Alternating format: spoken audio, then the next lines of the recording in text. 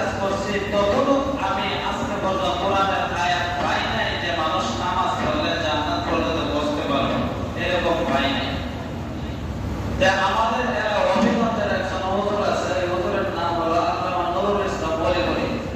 এই হুজুর অনেক সুন্দর একটা কিচ্ছা দিয়ে উদাহরণ দিয়েছে।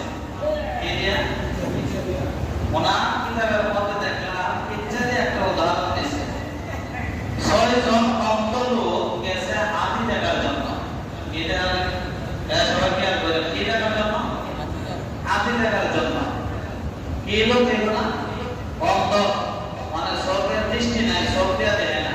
কি করতে গেছে? হাতি চাওয়া লাগে। একজন আপনার পিঠের মধ্যে হাত তুলে দিয়ে বলতেছে যে এই হাতি দিতে হাতিতেছে ময়দানের মতো। কিসের মতো? ময়দান বোঝেন না, মানে জমিনের মতো। আর একজন হাত দিয়ে কয়লা দিতে হাতিতেছে তাদের গোলার মতো। কিসের মতো? গোলার মতো। আর একজনের লেজ হাত দিয়ে বলছে এটা দিয়ে হাতি দিয়ে লাঠির মতো। কিসের মতো? লাঠির মতো। আর একজন কানা হাত দিয়ে বলতেছে কয়লা দিয়ে গোলার মতো। গোলা থেকে নেই সাত ধরে। আর একজন দাঁতের মধ্যে দেহের মতো, হাতি দিয়ে মোলার মতো। হাতি কিসের মতো? মোলার মতো। যে 6 জনের 6টা জায়গা ধইরা জব করেছে বিভিন্ন। আরেকজনে জিজ্ঞাসা করতেছে রাস্তার মধ্যে, তো ভাই কই গেছলা? ওকে আসলাম আমরা 6 জন হাতি দেখার জন্য। এটা তো কি দেখলা? যে নাম ধরছে এখন হাতি আমি দেখেছি মোলার মতো। কিসের মতো? আচ্ছা, হাতি কি মোলার মতো? হাতি মোলার মতো? মোলার মতো না, যেমন দেখছে এমন কইছে। আরেকটা জিজ্ঞাসা করছে ভাই হাতি কেমন দেখলা? যেটা কানা ধরছে ওইটা মোলার মতো। আরেকজন বলছে না মোলার মতো না, ভিডিওতে হাত দিছে ওইটা ময়দানের মতো। আরেকটা ভিডিওর মধ্যে হাত দিছে না, এটা মিছা কথা কইছে, আমারটাই সঠিক। তো কি কথা? তো এটা বলুন আপনি সিধা অসাধ্য দেখছি এটা তাদের মোলার মতো। কিসের মতো? আরেকটা বলা এর মতো মিছা। তো কিসের মতো দেখছো? লেজার মধ্যে ধরছি, লাঠির মতো দেখছি। কিসের মতো? আচ্ছা বলুন তো এরা 6 জন বর্ণনা দিছে হাতিকে এরকম, হাতিকে এরকম। হাতি তো হাতির মতোই, তারা যে যেমন দেখছে তেমন কইছে। ঠিক তেমনি করে যে বলতে এই কথা কইছে যে নামাজ পড়ে জান্নাত পাওয়া যেত না, এ অতটুকু অর্জন করছে। ওই অন্ধ মানুষ যেভাবে হাতি দেখছে ঠিক তেমনি ভাবে ওই মানুষটা কোরআন পড়ছে। বুঝলেন না কথা? তেমনি ওই কি করছে? কোরআন পড়ছে। যে যেমন পড়ছে তেমন বলছে। ঠিক কি না? তাহলে যারা বলছে যে নামাজ পড়ে জান্নাতে যাওয়া যায়, এটা এরকম আয়াত নাই, তাদেরকে আমরা সাক্ষী রেখে আয়াতগুলো বর্ণনা করতেছি। সূরাতুল মাআরিজ 36 নম্বর আয়াতের মধ্যে আল্লাহ সুবহানাহু ওয়া তাআলা জানিয়ে দিলেন, ওয়াল্লাযীনা হুম লিফুরুজিহিম মুহাফিজুন।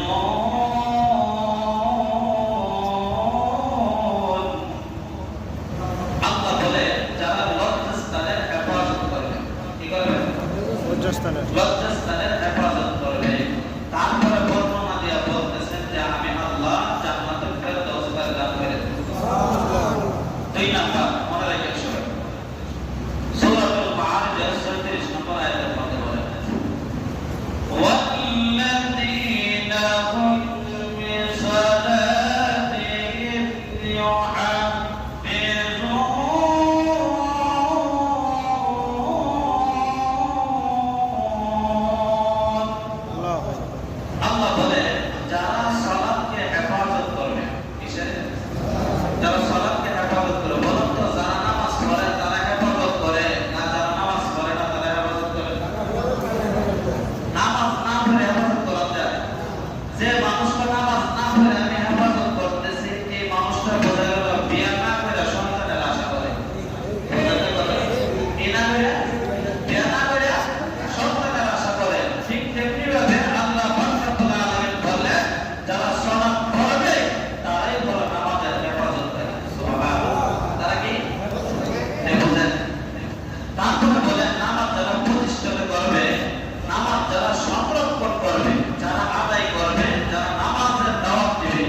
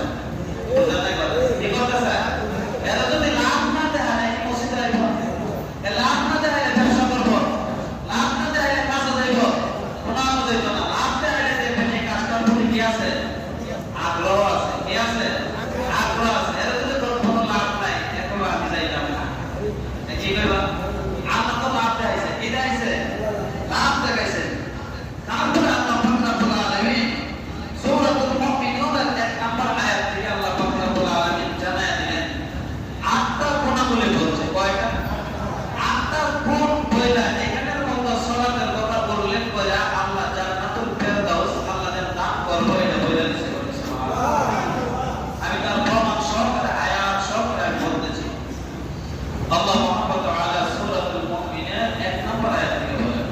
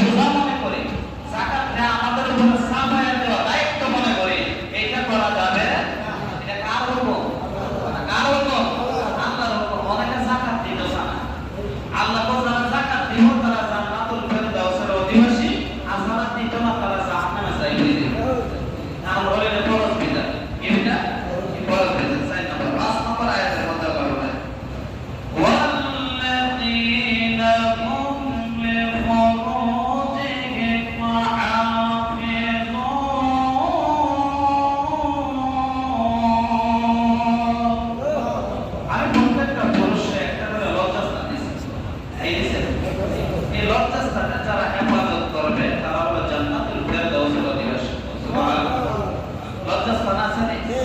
আল্লাহ কইলে হেফাজত করতে বলতেছি তো ঠিক আছে। আজরা পূজা ব্যবহার করা যেত না। কি করা যেত না? ব্যবহার করা যাইতো না। এটা তোমরা সংরক্ষণ করো, হেফাজত করো। আর কথা আল্লাহর কথা, এটা হেফাজত করলে জান্নাতুল ফেরদাউসের অধিবাসী হওয়া যাবে। কিসের অধিবাসী? জান্নাতুল ফেরদাউসের অধিবাসী। তারপরে আল্লাহ বলবেন তারা ব্যবহার করবে। ইল্লা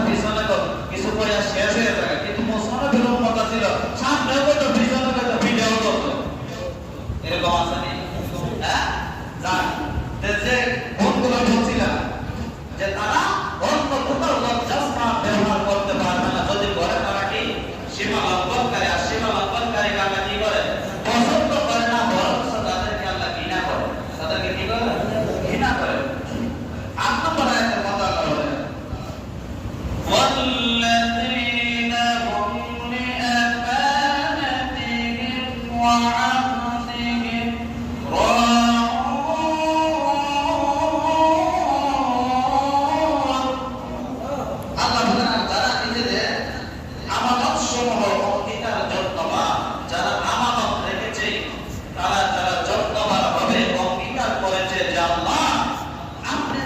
নাম দিয়েছেন